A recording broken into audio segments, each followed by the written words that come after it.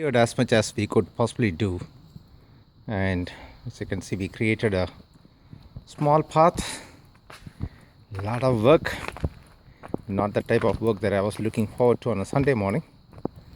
And then this is the pathway that we created to the house. Then Bharti is proudly standing there, presenting you the tunnel. So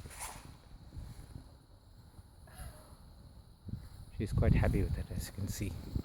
Tunnels, popcorns, these are all things that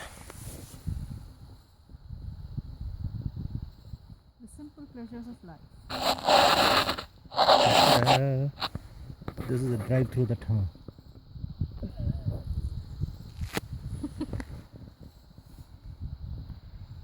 It's bigger than what you can think.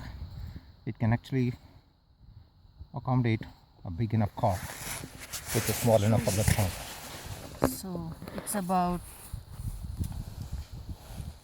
let's say, more than 6 inches, more than 8 inches.